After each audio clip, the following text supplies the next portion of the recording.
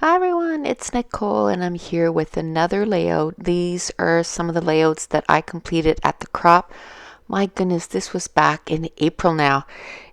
It feels like it was forever ago. It was only a couple months, but it feels like so far away. But I had put together 30 page kits, brought them with me to my crop, and decided to film all the pages that I put together, and that way you could see me putting the page kits together and then right to completion with putting the pages together, like putting the pictures on the pages. This is the 13th layout that I completed at the crop, and I'm also uploading them in the order that I got them completed at the crop. So you're seeing every single page, in the order that I put them together. Now, the only thing with the new tripod that I bought to take with me at the crop, it doesn't go up as high as the other tripod, but it is smaller. So when you're, crammed for space at a crop, it does fit on the table a little better and you're able to film. I think next time what I'll try to do is maybe get a better view of what I'm able to see.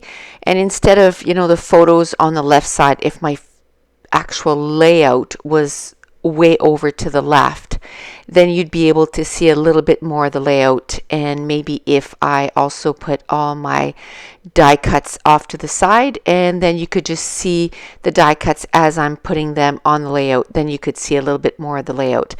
But now I'm going through all the embellishments that I put with this page kit. One of the things that I really love are these viewfinders.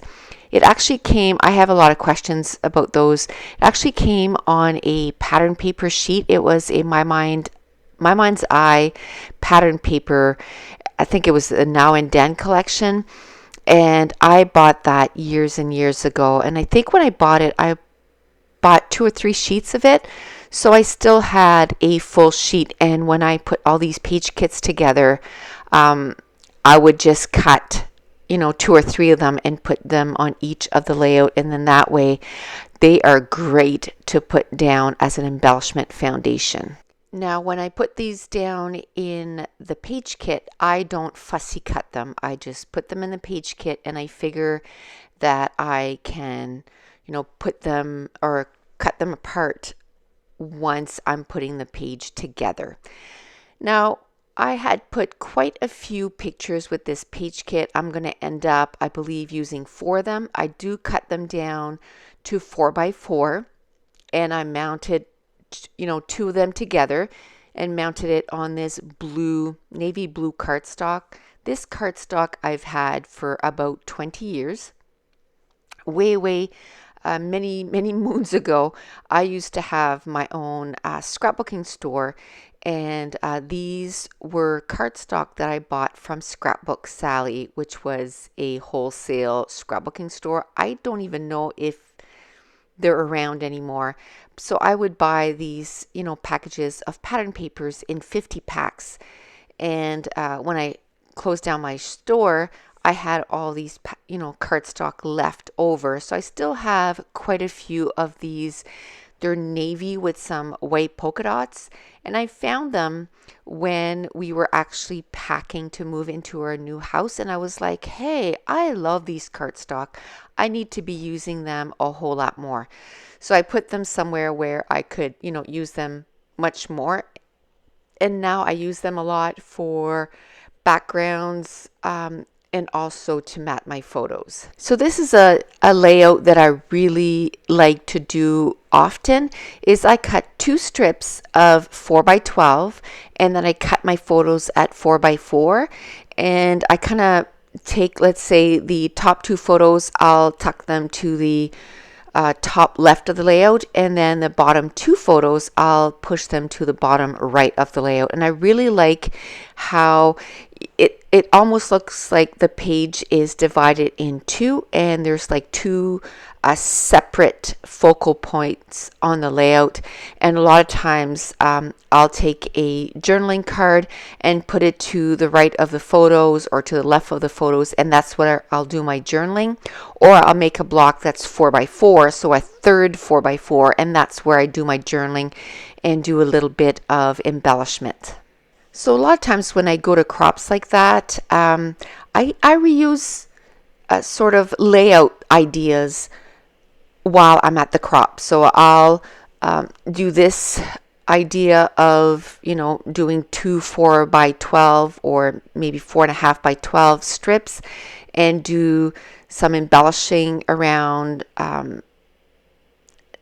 either the left side or the right side of the photo.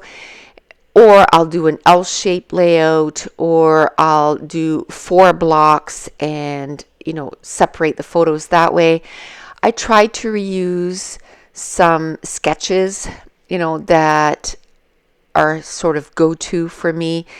And, just the fact that you're using different photos and some different embellishments, even though you're technically doing sort of the same layout, because you have different colors of pattern papers. Maybe last time I didn't end up using some washi tape. Just by changing it up a little bit. And another thing is that it could be in a different album. So people won't even notice that you've used the same sketch over and over again. And it just makes it easier on yourself, to get some of these layouts done and some of the photos into your scrapbooks.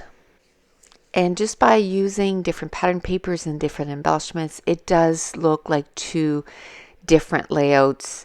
And it really, even when you're in a scrapbooking slump, by doing that, by using sketches that you've done before, and you can do, 4 or 5 of them in a row, and before you know it, then you're out of your scrapbook slump and you're creating more and more layouts. And while I'm putting this together, I just want to say today is July 1st. So for us Canadians, it is Canada Day. So happy Canada Day. I wish I could say that we were out and about and doing, Canada Day things, but it was supposed to be nice today. When I went to bed last night, it said it was going to be nice. It said it was going to be sunny. And we get up this morning and it is pouring rain. Now, my husband and my daughter and Mason still went to the Canada Day events, and I was like, no, I'm not about that life. I'm not about going there and freezing. And the reason for that is this past weekend, we went camping and we also went to climb a mountain. And the first day that we were there, it didn't rain for the first part of the day, but we were almost down the mountain. We had less than a kilometer left and it started to pour, and I got soaked. Well, we all got soaked. And then once I get cold like that, it takes me literally days to warm up. So I'm like, you know what? I'm just starting to thaw out because we got home yesterday, and I really don't feel like going and getting wet again and freezing. So I think I'll pass. Now it's supposed to get, not nicer, because by this time it's 6 o'clock, so the sun is probably not going to come out anymore. But it's supposed to stop raining, and hopefully there will be fireworks tonight, and I will be going to those. But hopefully, wherever you are in your neck of the woods in Canada, hopefully it's a nice day and you got to enjoy the festivities, of Canada Day. It's usually one of my favorite days to go and do stuff because they have so many things for the kids to do. And Mason absolutely loves all the activities and all the fun that he has, during the Canada Day festivities. So I thought, since I was staying home anyway, that I was going to do the voiceover for this video and get it up on YouTube. And again, sorry that the layout is kind of, half of it is hidden. So somebody gave me a great tip, and actually I had done that when I was in my old room and I didn't have sort of a dedicated, I had to move my tripod a lot. I had washi tape down of where I needed to have my page so that I could see everything in the viewfinder. So that's probably something that I'll do next time I go to a crop and I'm able to film some pages. But that's it. That's going to complete this layout. Now, if you're new to my channel, don't forget to hit subscribe if you're enjoying these videos. If you wouldn't mind, give me a thumbs up and leave me a comment down below. And I want to thank you so much for watching. Bye.